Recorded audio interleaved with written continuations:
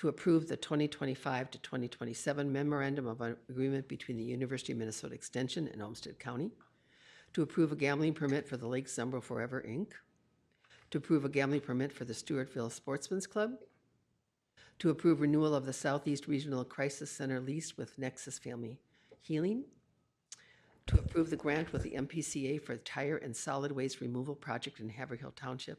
Yay!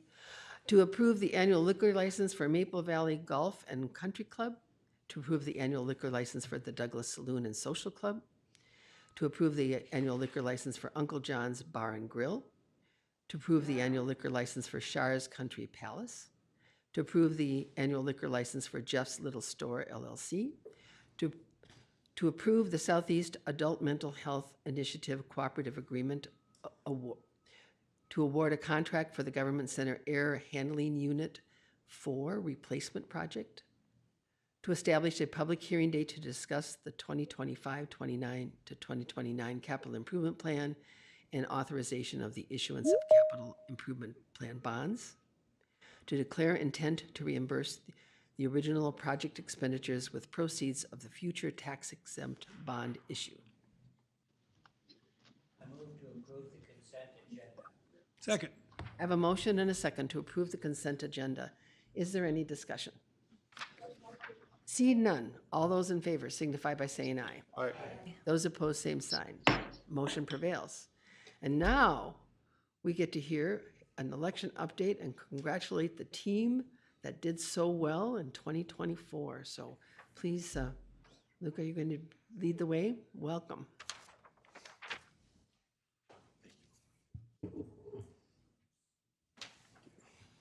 Madam Chair, Commissioners, I'm Luke Turner, an Associate Director of Property Records and Licensing. I have a brief update and some of the highlights of the 2024 election cycle. So I'll start with the abstract from this general election.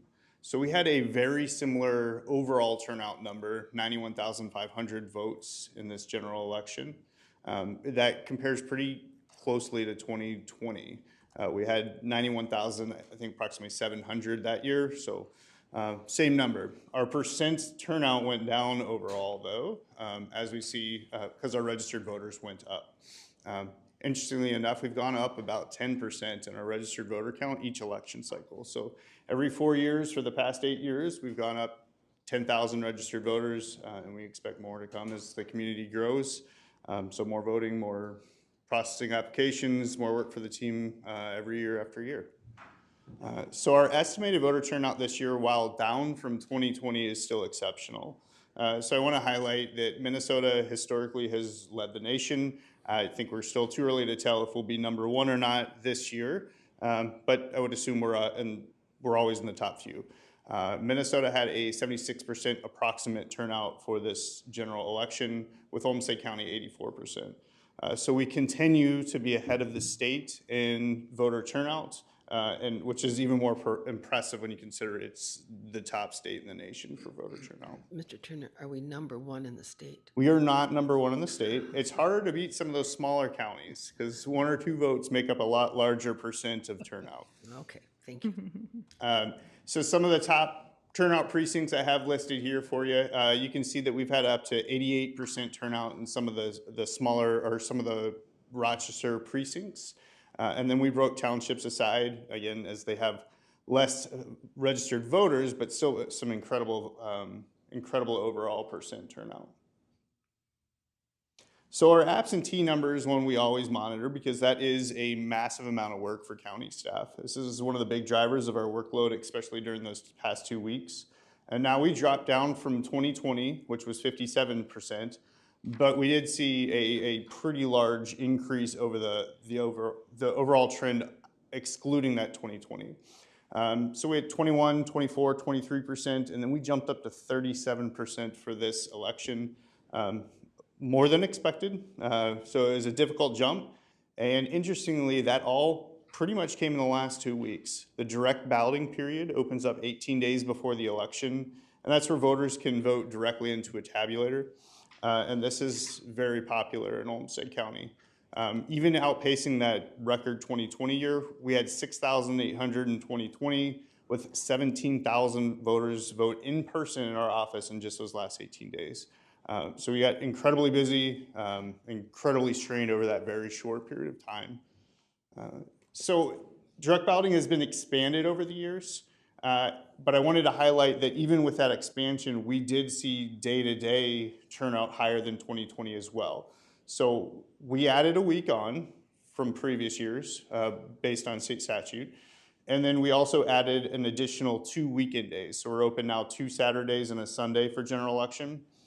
But even with that, we can see in the orange on the 7 days, that is the 2020 numbers. For those 7 days leading up to the election, this year was still higher day by day than 2020 had. So while 2020 overall, we had an incredible difficult election process, this year was just as intense for those last 2 weeks. Permanent absentees also growing.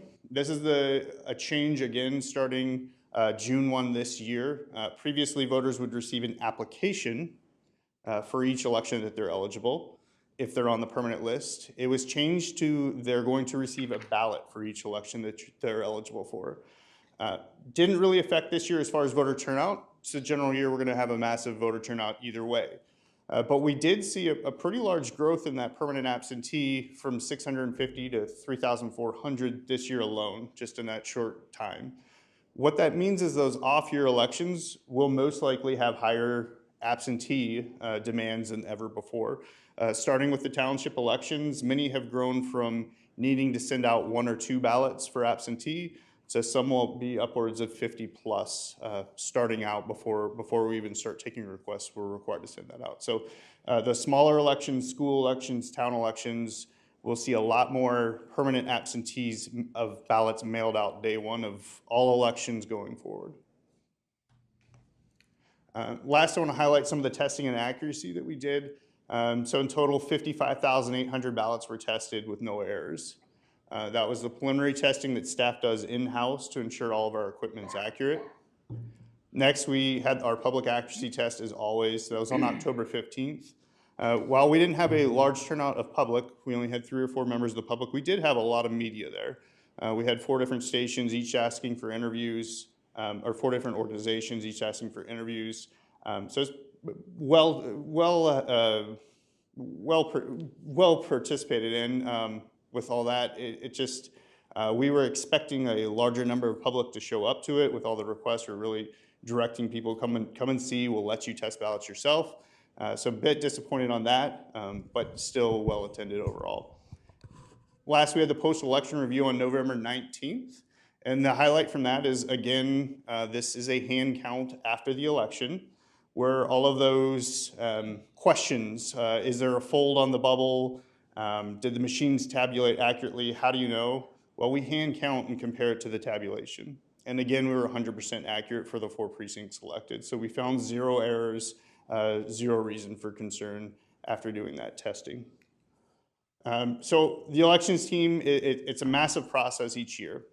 So I'll start by highlighting the fact that we hired on a new election manager this year who needed to learn and jump in the midst of all the chaos. So we really appreciate Amanda Kiefer for stepping up and helping us out this year. So welcome her to the team. Next, our full 3-time election specialist, our 3 full-time election specialists, Chris Martinez, Mike Baumgartner, and Alyssa Kloros, and their massive contribution to the team. The overtime numbers for them were excessive, and we really appreciate all the sacrifices they made this year. Would Chris, Mike, and Alyssa raise their hands so we know? There we go. Thank you. We hire additional support all throughout the year as well. So we hire 20 election assistants, 13 election aides, and the 10 ballot board members, all to help throughout the process. So we have a few assistants here today. Again, I'd like to thank them for all their help. Also, we received significant support from PRL in the county. Property records and licensing helped us with check-ins during direct balloting. They helped deliver equipment. They help with election night. So the team really comes together and supports the election staff. And the county as a whole, we can reach out, whether it's support from admin, whether it's support from ITS, no matter what our request is, county staff really comes through for the elections team when we're buried. So I'd like to thank everybody for their support this year and really appreciate the team we have at Olmsted County. Questions from members? Do we get sufficient funds from the state to account for the increases of balloting process? So the state moved to a voter funding account starting last year, and it's continued on this year. While it's an additional funding, it does not cover our full expenses. I believe Olmsted County's share was under $100,000 from the state for all elections. That's equipment purchases, staff purchases. Ultimately, the burden of additional postage, additional material, ballot stock, staff hours is the county's responsibility, and the voter funding covers a small portion, but by no means does it cover everything or all the added expenses. Well, my projection for the future, based on the demographics that we have in the county, is that there will be more absentee ballots cast and more permanent absentee ballots cast. And I hear that at the door from a lot of older people. They don't want to get out. It's hard for them to get out of the house. It's hard for them to stand in line, so they really do appreciate the fact that Olmsted County does provide that service for them. And as the population ages, we'll probably be having more of those people do that. So it's going to go up. Good to hear.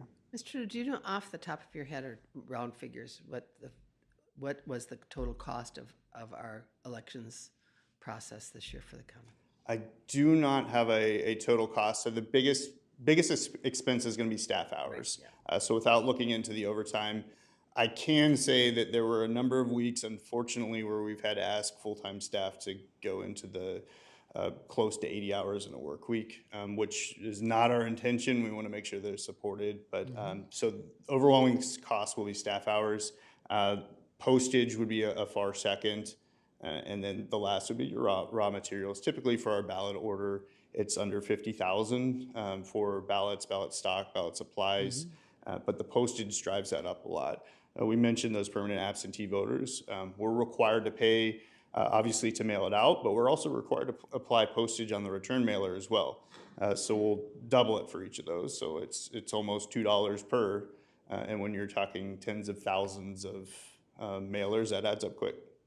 What lessons would you say you and your staff learned this year that you're going to keep in mind? What went well? What are some things that you'd like to address in the future? So one of the main concerns we have is that last 18 days was significantly more intense than it's ever been.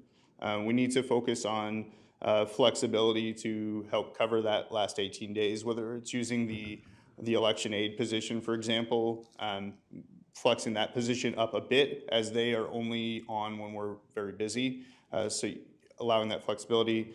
We've worked with PRL. We've actually cross-trained 4 staff members to do check-ins, and that worked great for this year, and we expect that to continue on, where they're really helping focused on those last 2 weeks.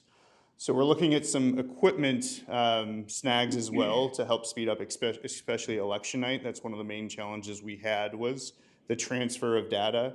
Now, as part of our testing, we test 6,000 ballots through that upload process. We're removing by USB, we're uploading it to the state all before the election. We do that again and again. The testing process, that takes 5 to 10 minutes for 6,000 ballots. On the real election, when you update to 16,000 ballots, we would expect it to go up, but we were surprised that it went up from 5 to 10 minutes to 2.5 hours.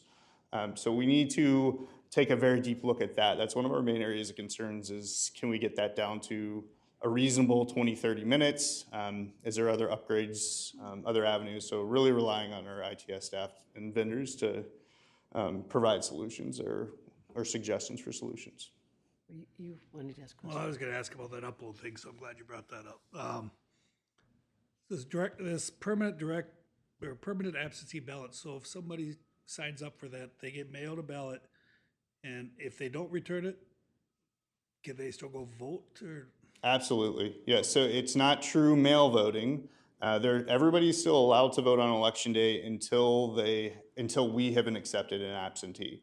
So that number of 3,000, we'll send those out, and until we physically receive it back and the ballot board accepts it, that's when the roster is marked and frozen, and they can no longer vote.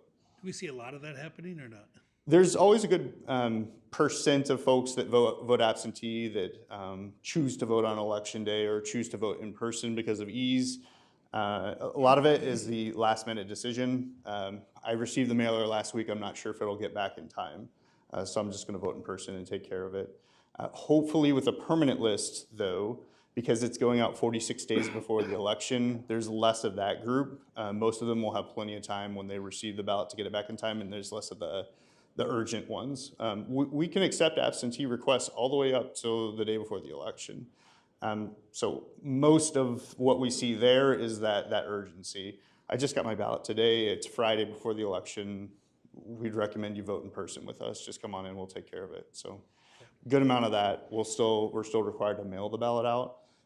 If we can't otherwise get a hold of them and arrange a voting solution for them, but yeah. Do we talk to them then about maybe not signing up for permanent absentee ballots if they're going to show up because we're just buying postage that we don't need to buy? So we'll suggest that they're welcome to bring their ballots in if they've received it and vote on that, so we're not reprinting it and doubling up the cost there. The permanent list ultimately is folks that enjoy voting at home.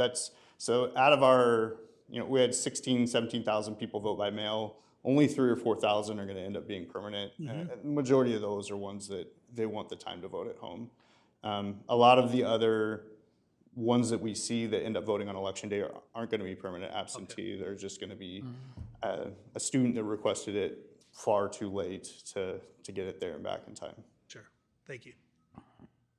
Now, how about at the off-site election areas that we had a number of them? What particular issues or problems came up that maybe we could work on next year? I knew that there was a lot of immigrant that had difficulty reading, and we're trying to find people to vote for.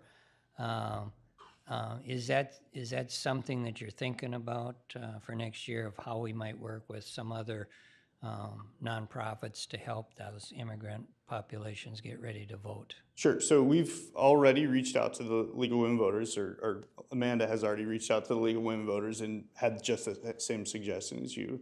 The second thing we're looking at is we have translated materials at the polls. There's the 3 most common non-spoken English languages available via signs, but we're going to try to highlight that a little bit more. We've always had a language line available to election judges that's in our supplies where they can call in and receive translated services. That's been there for a while, but again, how do we highlight that? So we want to try putting that in more places. Currently, it's in the head judge's binder, so we're talking about adding it to our sample ballot table. So you have the language line right there, more prevalent, adding it to the translated materials with the greeter, just so it's every staff, every judge is equipped with it.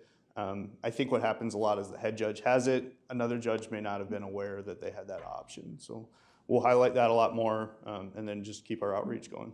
Okay, very good. To make one more. So I voted on Friday at 4:55 p.m. and I just want to comment that it was very busy, but you guys got me in and out so fast. It was incredible. So nice work. Thank you. I think to all of you, it went very smoothly. We didn't even have, we had no questions raised this year. I think that's credit to the communication and the training and the engagement that you had with anyone who was willing to volunteer and work. That's all great. And then as we see, some of our other counties had glitches in their systems. So we know that it is, you put it together well, you carried through, you had a good plan. We have a good result, and we have, at least it appears, our residents are satisfied about the integrity of our elections, which is so critical. So well done all the way around. That's a question. Curiosity question, and you reminded me, Madam Chair. Scott County and City of Shakopee, I believe, in any event, Scott County's, has got a situation up there with 21 lost ballots, and that's got lots of potential repercussions. And it was suggested, at least by the county attorney, that, at least as I read it, the city staff from Shakopee somehow got their hands on absentee ballots. So my question is, do we allow any other jurisdiction any access to our absentee ballots? No. So in some of the metro cities, the cities are designated and delegated to administer absentee. So think of the city hall voting location. However, locally, we've kept full control over the absentee process. So even though we have a pop-up in City Hall with their support, ultimately, county is leading that, and we maintain custody of the ballots of the whole process. That's probably a good practice. Thank you. Other questions? Would you, do you have any concluding remarks, Mr. Turner? No, the last thing, I'd just like to thank everybody, thank the team and the county for their support. So really appreciate everything this year. I know it hasn't been the easiest year, especially the last month, but it can't be done alone, like I said. So a lot of great help that goes into making this happen. Well, let us echo that thanks from the county board to all of you. Thank you for a great election year, for all of your commitment and your diligence that led to a great outcome. So thank you. Thank you.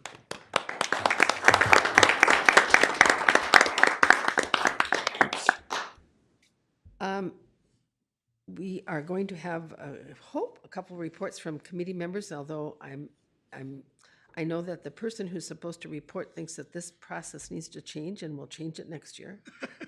So we have a report from Commissioner Tyne on the Destination Medical Center. So we had a DMC meeting today at 9:30, so I had to do it remote from the Arizona room. But probably the number one thing that I would report on is some months ago, we approved funding the historic district in Rochester. So we set up a process whereby if you have a historic building in that district and you want to do major projects to maintain that building, that you could apply for DMC funding for 50% of the cost. And today we approved 3 projects.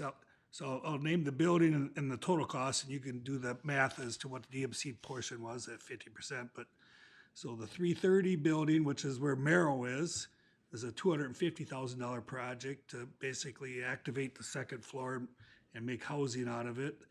The 400 South Broadway, which is where Lim Lab is a $404,000 building or project to replace the roof and do some tuck pointing on the brick. And then 212 First Avenue Southwest, which is where City Market is a $761,000 building or project to roof and truss replacement and mechanical upgrades. So major investments in the historic district. Thank you. And there was a discussion, I believe, about using DMC using TIF for housing? That was not a decision item today, but there might have been discussion after I had to leave the meeting for.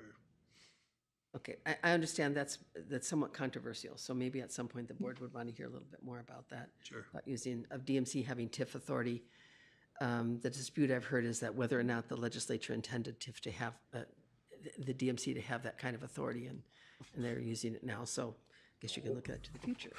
So, and I hear someone to my right going, no, the legislature didn't intend that, but there's a discussion underway about them doing it, so. We are all invited to talk about the Association of Minnesota Counties at this point of our agenda. Is there anyone who wants to report on any activity from the groups that they're working with, the various committees? Yes. I would report on 2 weeks ago, Olmsted was invited to be a part of a conversation with District 10 around solid waste.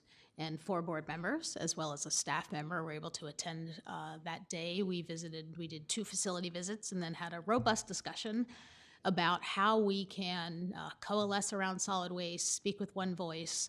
That has become a top priority and will be a top priority for AMC moving into the 2025 legislative session. as we're all well aware, as we look at our waste to energy facility, look at the strategic direction of that facility and evolving it into the future, these are really, really big capital improvement projects. Everybody is facing that has a facility around the state, and we're absolutely going to need money and direction and a focused approach with the state to fund and continue to move those facilities into the future. So a couple things that came up. There's an op-ed being drafted that we hope to begin some education prior to the session. So hope that to see a draft of that next week and see that published soon.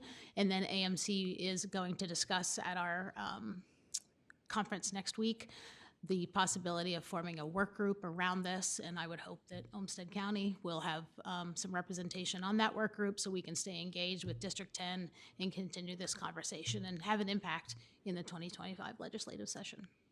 Great. Other reports?